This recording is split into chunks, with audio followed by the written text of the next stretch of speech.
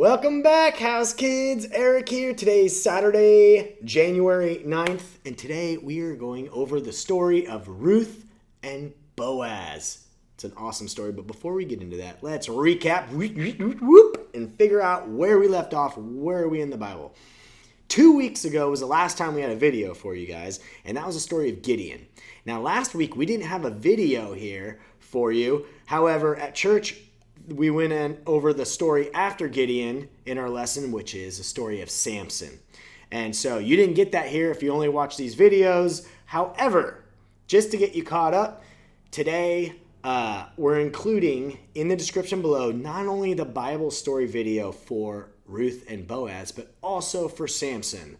So you get two videos if you want to watch them. They're in the description below, along with all the printouts, which we'll go over later. But let's get into the story of Ruth. Now, Ruth is actually, it's not in the book of Judges. It's its own book. It's the book of Ruth.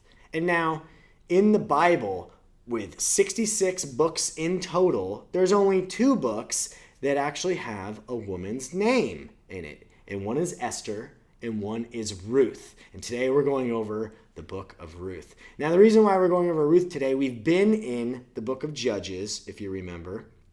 But this time in history when Ruth happened was actually during the time of Judges. So that's why we're going over that story today. So let's get into the story of Ruth. All right.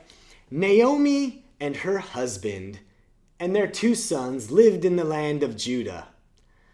Story's coming out nice so far. But then there was a famine in the land. Oh, no. And the land wasn't growing food for them. And so Naomi and her husband and 2 sons, they're like, we can't grow food. They heard that off in the land of Moab, there was some food being grown there. It wasn't quite, their famine wasn't over there. So they packed up and they moved out from their home to this land of Moab just so they could eat. And they get to Moab and they have a little bit of land and they, are able to harvest and everything. But then Naomi's husband dies. So it's just Naomi and her 2 sons, right? And then her 2 sons marry 2 women from that area, from Moab. And their names are Orpah and Ruth, okay? And so they live, there's Naomi and her 2 sons and Orpah and Ruth, and they live for 10 years. Now, Orpah or Ruth during this 10 years, they don't end up having any children with their husbands. And then something bad happens. Naomi's 2 sons end up dying.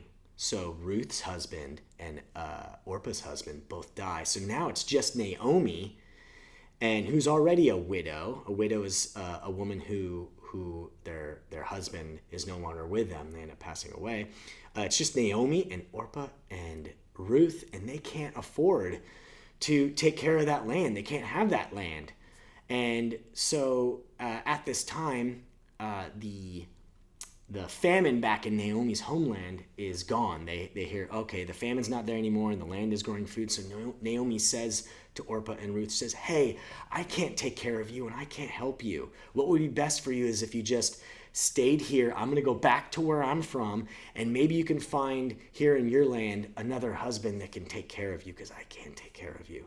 And so Orpah says, all right, bye. And Orpah goes, but Ruth does not.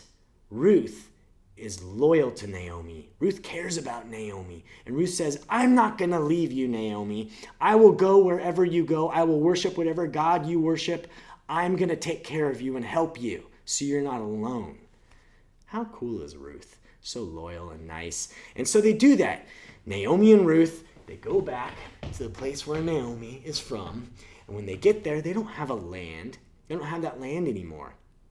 All right? And so it's just the 2 of them. And so the way they get food is Ruth would do what they would call glean from other fields. And what that means to glean from the field is that is where it was legal for the people who owned the land, when they had their workers and them go and harvest all the food, anything that was left behind, like they dropped it, there was other people who could come by, like widows or other people who didn't have food, and then pick up whatever's left. It's basically like Ruth was able to go and pick up the scraps of food that were left behind in the fields.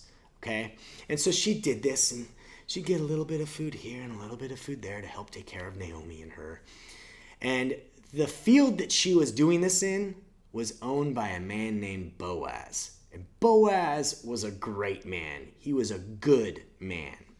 And Boaz, he recognized Ruth. And he asked some of his workers, who's that lady who keeps gleaning from our field?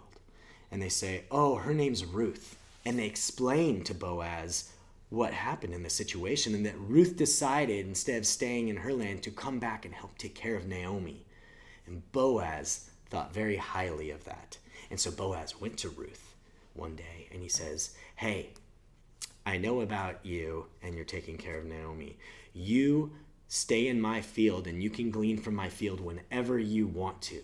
And then Boaz went and told his workers, hey, when you harvest from our fields, you make sure you drop on purpose extra food for Ruth and Naomi. And they do that. And so Ruth will be coming home with all this food. And Naomi's like, how are you getting all this food? And she's like, well, Boaz told me that I can glean from his field, and he wants me to glean from his field. And it seems like there's always so much food. And Naomi says, oh my goodness, Ruth, Boaz is a kinsman redeemer. He's a redeemer. And what that is a redeemer is someone who takes care of other people who need help in their family, right? So a redeemer is someone who, we have widows and, they're connected to us through family members, and they will help give money or food to them. She's like, he's a redeemer. You stay in that field, and hopefully he keeps noticing you. And so they do that, and they're well fed, and he's taking care of them by leaving extra scraps for them. And Naomi says to Ruth one day, hey, here's what you need to do, because he can totally redeem us. She said, go and get your nicest clothes on that you possibly can, and then go lay down while he's taking a nap by his feet. Lay down near his feet. And that basically is a sign of, hey, I like you and I would love to marry you. And so she does this. She gets her best clothes on, makes sure she looks good. And then she goes and lays by Boaz's feet while he's taking a nap. And he wakes up and sees her, and he's surprised.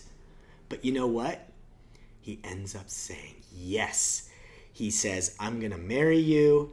And he does, and they get married, and he ends up buying their old land, Naomi's husband who died, their land. He buys that back. And so they have this land, and it's this great story of Boaz saving Ruth and Naomi. And then, by the way, they also have a child named Obed. Now, if you follow the Bible and the story of the Bible and historically what happens, Obed is the grandfather of King David. That's right. Obed eventually has a son named Jesse who has King David as his son. And so this is a great story of not only God redeeming Ruth for being such a good and honorable person, but he also inserts Ruth into the family line of Jesus. You see, because she ends up being the great-grandmother of King David, and we know that Jesus comes from the family line of King David.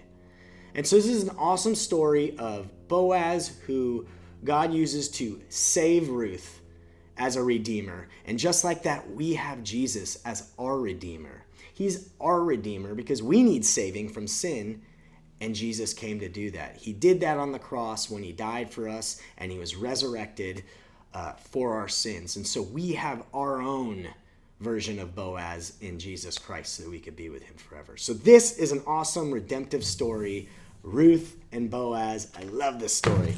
So I got the printouts for you down below in the description. You have the coloring sheet of the week. Whoop. And in this you could see there's Ruth collecting grain in the field. And here's Boaz. It says, God provided a redeemer for Ruth. And we have a fun activity sheet. It's called Perfect Match. And on this side are little pictures of something, and on this side is different pictures, but one thing from this side goes with one thing from this side, and you gotta draw lines to connect what is the perfect match. So have fun with that one.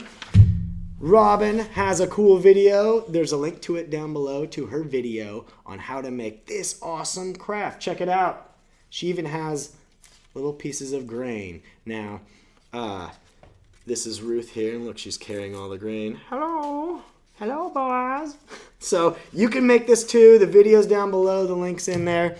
Hope you enjoy doing that. You guys are awesome. Glad to be back. We will be back next week with another video. You guys take care. Bye now.